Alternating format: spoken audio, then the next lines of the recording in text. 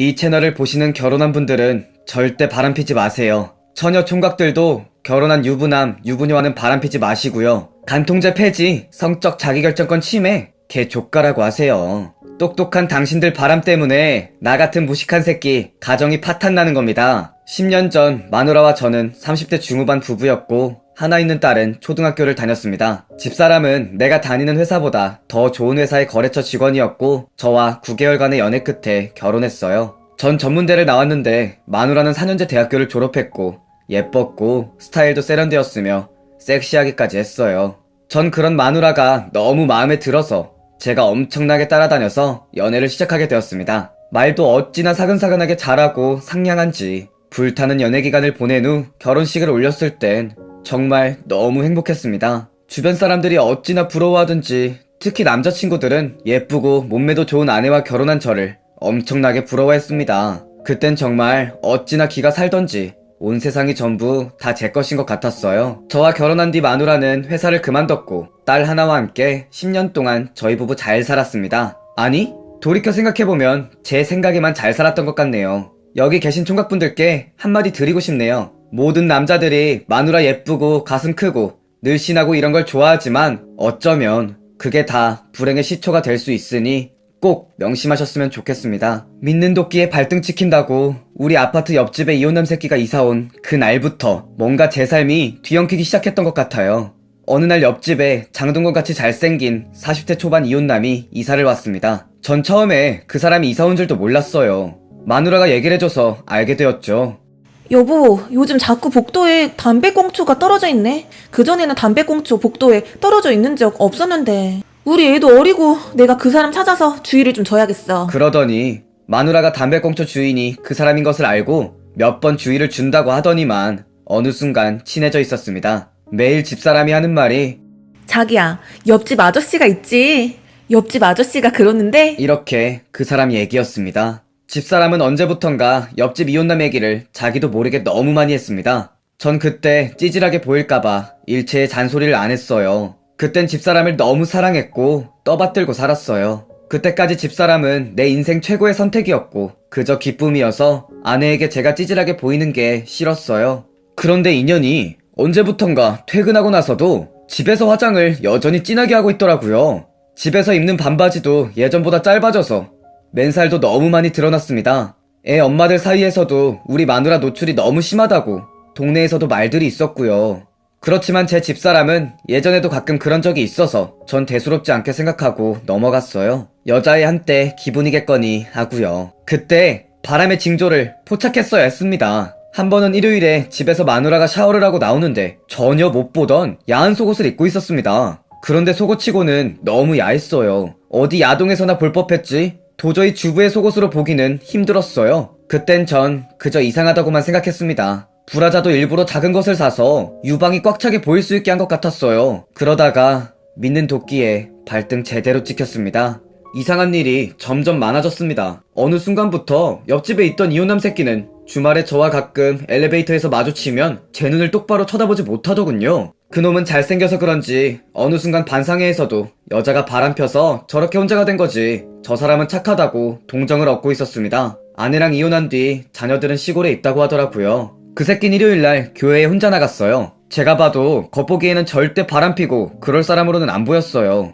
평소에 친절하고 예의도 발라서 이놈이 다른 사람 등에 칼을 꽂는 바람을 피울 사람이라곤 생각이 들지 않더라고요. 전 마누라가 그 새끼한테 반찬을 갖다 줄 때도 별 의심이 없었어요. 하지만 곰곰이 생각해보면 언제부턴가 마누라가 저와의 잠자리를 이 핑계 저 핑계 대면서 피했습니다. 우리 마누라는 아기를 낳고 나서 관리도 잘해서 몸매도 좋고 가슴 모양도 여전히 예뻤습니다. 딸 낳았을 땐 가슴 늘어지면 안 된다고 모유 수유도 싫어할 정도로 자기 외모 관리를 철저히 했습니다. 저 역시 혈기왕성할 때라 마누라도 예쁘고 매일매일이 불끈불끈했는데 어느 순간부터 부부관계를 피해서 많이 섭섭했었습니다. 마누라는 평소에 돈 없다고 불평은 많이 했지만 에어로빅이니 피부관리니 외모관리에는 돈을 아끼지 않았어요. 사실 저도 깨끗한 놈은 아닙니다. 저도 노래방에서 도우미 불러서 놀다가 마누라에게 걸린 적도 있습니다. 도우미 가슴도 만지고 놀았고 걔들이랑 한동안 친하게 지내기도 했어요. 저 역시 잘난 건 없어요. 그렇지만 적어도 전 걔들과 잠자리는 안 했어요. 다만 나중에 술 먹고 도우미에게 뭐해? 나 지금 거기로 가도 돼? 이렇게 문자를 보낸다는 것을 실수로 마누라에게 보내서 걸린 적이 있습니다. 그때 마누라는 저에게 이거 지금 누구한테 보낸 문자야? 너 지금 나놓고 딴 년이랑 바람 펴? 니까짓 게 미쳤어? 감히 날 두고? 바람을 펴? 이런 바퀴벌레만도 못한 놈아! 아 자기야 정말 미안해. 그냥 나 연락 한 번 한 것뿐이야. 맹세컨대 나 그년이랑 잠도 안 잤어. 정말이야. 믿어줘. 나 이번 딱 한 번만 봐줘. 이렇게 무릎 꿇고 빌게. 제발. 그 일이 있고 마누라는 한동안 절 벌레 취급했고 전 쥐 죽은 듯이 살았습니다. 저 역시 그런 적이 있어서 살다 보면 마누라도 한눈 팔 수도 있지만 봄바람에 그렇겠거니 하고 빨리 제자리로 돌아오기만을 바랬어요. 그런데 마누라는 점점 이상해졌어요. 어느 순간 제가 보기에도 확실히 집에서 입는 옷도 신경 썼고 화장도 진하게 했어요. 제 친한 친구에게 제 고민을 얘기했더니 그 친구가 이렇게 조언해주더군요. 야, 내가 봐도 그건 좀 수상하다. 이거 마누라가 내가 볼 땐 그놈이랑 붙어먹었을 가능성도 있어 보여. 네가 잘 대처할 필요가 있을 것 같아. 네가 볼 때도 그런 거 같아? 내가 생각해도 그놈이 제일 의심스러워. 그 새끼가 옆집으로 이사하고 나서부터 마누라가 이상해지기 시작했다니까. 대체 내가 어떻게 하는 게 좋을까? 너 뭐 좋은 생각 없어? 야, 내 생각엔 너네 마누라 요즘 집에 있는데 화장도 진하게 하고 옷도 야시시하게 입는다는 것 보니까 너네 집에서 뭔 일이 벌어져도 벌어진 것 같다. 물증 없이 그냥 다그친다고 될 일은 아니니까 증거를 확보하는 게 제일 중요할 것 같아. 너네 집 마루랑 거실 천장에다가 조그만 카메라를 설치해 놓는 거 어때? 요새 그런 거 얼마 안 해. 그럴까? 그거 좋은 생각인 것 같다. 마누라 없을 때 몰래 설치해놔야겠네. 씨발, 여기서 잠깐. 여러분, 반전 드라마 재밌게 보시죠. 진정한 반전 드라마라는 것은 이런 것을 말합니다. 전 카메라를 사면서 박달나무 몽둥이도 야무진 놈으로 하나 준비했습니다. 이웃집 그 새끼가 저보다 덩치가 좋아서 그냥 덤벼들어선 좀 힘들 것도 같았거든요. 만약 그 새끼랑 집사람이 불륜한 게 확인되면 그 새끼 몽둥이로 패 죽여버리고 저도 그냥 깜빵 가려고 각오도 했습니다. 그리고 며칠 동안 떨리는 마음으로 매일매일 비디오를 틀어봤습니다. 오늘은 뭔가가 있을까? 진짜 바람핀 게 찍혔으면 어쩌지? 아무 일도 없을 거야. 우린 괜찮을 거야. 마음속으로 오만 가지 생각들이 다 드는데 인간 세상 지옥이 따로 없더군요. 그러던 어느 토요일이었습니다. 제가 평소에 토요일에도 출근합니다. 퇴근하고 집에 와서 마누라 몰래 비디오를 평소처럼 보고 있는데 갑자기 웬 허우대 멀쩡하게 생긴 개새끼 하나가 우리 집으로 슬쩍 들어오더라고요. 이런 개 씨발 새끼가 이러면서 쌍욕이 입 밖으로 나오려는데 와이프 깰까봐 억지로 참고 계속 영상을 봤습니다. 마누라가 우리 딸은 어느 집에 가서 놀다 오라고 보냈는지 보이지도 않는데 집사람이랑 그 새끼는 소파에 나란히 앉아서 텔레비전 보면서 아주 둘이서 웃고 난리도 아니더라고요. 그런데 그 새끼 손이, 그 망할 놈의 손이 마누라의 짧은 핫팬츠 입은 허벅지 위에 떡하니 올라가선 그 자리에서 떨어지질 않는 겁니다. 그놈이 아주 마누라 허벅지를 쉴 새 없이 만지더군요. 전 그 영상을 보면서 마음속으로 제발 거기까지만 해. 제발 거기까지만 하면서 얼마나 기도했는지 모릅니다. 그렇지만 기도가 듣질 않더군요. 그 새끼는 점점 더 심하게 마누라 허벅지를 만지더니 어느새 마누라 우도 속으로 손을 넣고 아주 대놓고 주물렀습니다. 마누라녀는 그 새끼 손이 허벅지에서 가슴 쪽으로 옮겨가고 나서 오히려 더 좋아하는 것 같았습니다. 제발 마누라가 저 새끼 밀어냈으면 하는 생각밖에 안 들었습니다. 제가 평소에 마누라 가슴 좀 만지려고 하면 그렇게 귀찮아하던 마누라였는데 에이 님이 씨발. 마음은 무너졌지만 차라리 거기까지라면 그래도 좋았습니다. 그러더니 그 새끼가 마누라 옷을 다 벗기더라고요. 미친 마누라년이 왜 속옷을 야시시한 걸로 사입기 시작했는지 그제서야 이유를 알았습니다. 그때 힐끗힐끗 그놈 얼굴이 보이기 시작했습니다. 미친 씨발? 그 새끼는 옆집에 있는 장동건 닮은 이혼남이 아니었습니다. 그는 바로 아랫집에 사는 혜민이 아빠, 그 개새끼였습니다. 아랫집 혜민이는 우리 딸이랑 친구라서 부모들끼리도 서로 잘 알고 지냈습니다. 혜민이 아빠는 저보다 나이도 많고 평소 아주 점잖은 분이어서 전 그 사람일 거라고 전혀 상상도 못했습니다. 두 년놈의 그 역겨운 장면에 대해서는 차마 여러분께 설명을 더 못 드리겠네요. 어쨌든 그 장면 덕분에 흐릿하게 보이던 얼굴을 다시 한번 확실하게 확인할 수 있었습니다. 그놈이 누군지 확실히 확인하고 나서 더 이상은 차마 못 보겠어서 울면서 비디오를 껐습니다. 그 개새끼는 저보다 학교도 훨씬 좋은 곳을 나왔고 다니는 회사도 대기업입니다. 지금 와서 생각해보니 그 집 부부랑 같이 식사를 한 적이 있었는데 마누라 년이 그 집 식구들과 식사 후에 자기는 혜민이네 아빠랑 코드가 맞는다고 주절거렸던 게 떠오르더라고요. 그때 낌새를 눈치챘어야 하는 건데 저 사실 이번에 촬영된 비디오를 인터넷에 올려서 이 개년놈들을 도저히 면상 들고는 살 수 없게끔 생매장 시켜버릴까도 생각해봤습니다. 그렇지만 사랑하는 제 딸 때문에 못하겠더군요. 그럼 차라리 나라도 죽어야지. 그게 최고 복수지라는 생각도 들어서 옥상에도 2번이나 올라가 봤어요. 그런데 막상 올라가서 아래로 내려다보니 마음이 약해져서 그냥 돌아왔습니다. 저녁에 누님 오라고 해서 딸 좀 맡아서 어디 데려가 달라고 부탁하곤 장인어른과 장모님을 우리 집에 모셔왔습니다. 기인이 보여드릴 게 있다고 말씀드리고 아무 말 없이 그 비디오만 틀어드렸습니다. 장인 장모께선 평소 제 앞에서 자기 딸은 4년제 나온 좋은 회사 사무직 출신이라고 강조하시면서 전문대 나온 저를 은근히 무시하셨어요.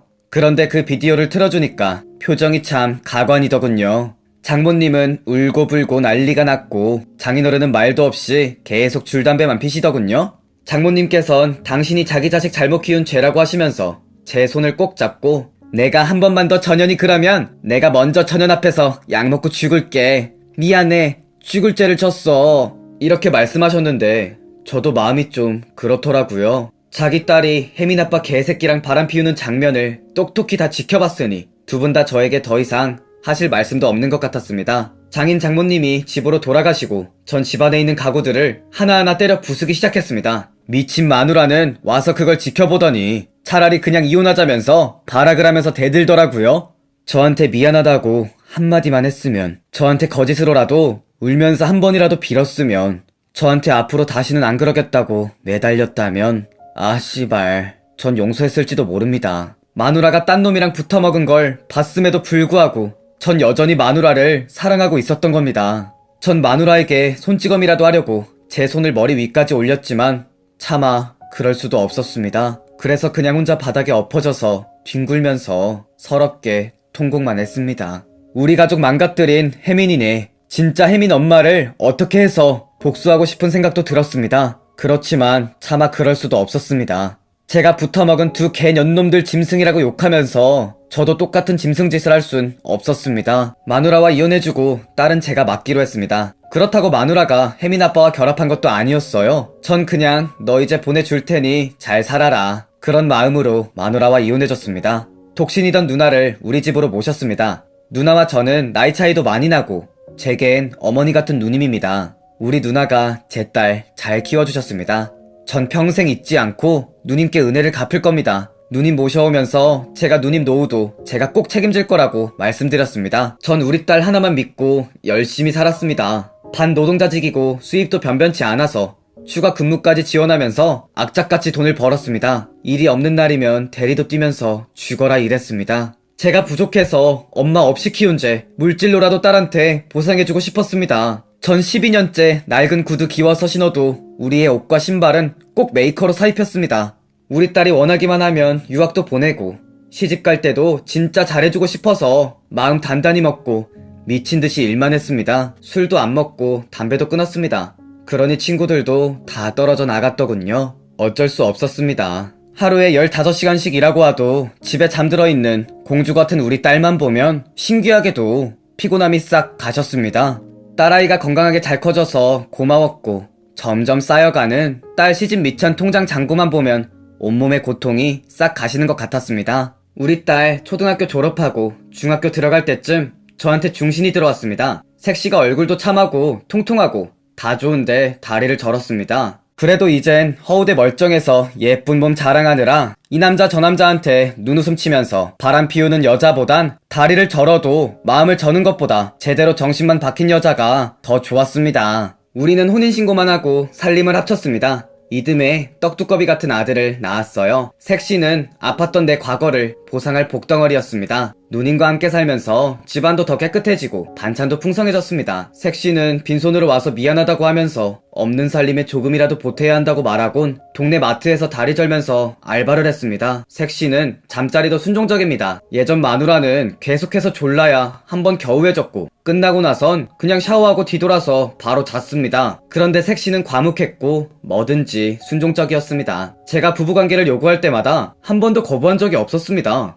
같이 야동도 보면서 잠자리를 가질 정도로도 친근해졌습니다. 색시는 나 만나서 요즘 너무 행복하다고 말합니다. 총각분들, 여자 몸매 너무 따지지 마세요. 몸매는 잠시뿐입니다. 지금 네가 당장 몸매 좋은 여자랑 결혼하면 기분은 좋을 수 있지만 다른 남자들도 네 마누라 몸 보면서 침 흘리고 있다는 사실을 잊지 마세요. 여자 몸매? 예뻐봤자 남편 위한 거 아닙니다. 그런 여잔 자꾸 외간 남자 눈길 받고 싶어하고 몸매 드러내고 싶어해요. 바람은 그렇게 시작되는 겁니다. 우리 딸 사춘기 잘 극복하고 공부도 열심히 해서 올해 서울에 있는 상위권 대학 입학했습니다. 제 딸이 머리는 그래도 자기 엄마 닮았는지 공부는 잘했어요. 제 사무실 책상과 핸드폰은 우리 딸 여고 졸업사진으로 도배가 되어 있습니다. 우리 딸 대학교 입학하는 날 제가 동네 사람들에게 술 한잔 거하게 샀습니다. 술자리에서 우리 딸 실컷 자랑하고 나서 집에 들어와선 밤에 자려고 누웠는데 잠이 안 오더군요. 그날 참 오만 생각이 다 들더군요. 밤에 몰래 혼자 화장실 가서 수도꼭지 틀어놓고선 꺼이꺼이 얼마나 울었는지 모르겠습니다. 예전에 마누라년이 문자 보낸 적이 있습니다. 마누라년도 지은 죄가 있으니 제게 차마 재결합하자는 말은 못하고 딸 보고 싶다고만 했어요. 전 싫다고 했습니다. 그년한테서 문자 받은 순간 욕부터 나왔지만 더 이상 욕은 하지 않기로 했어요. 다 지난 일이고 전 그때보다 더 행복해졌으니까요.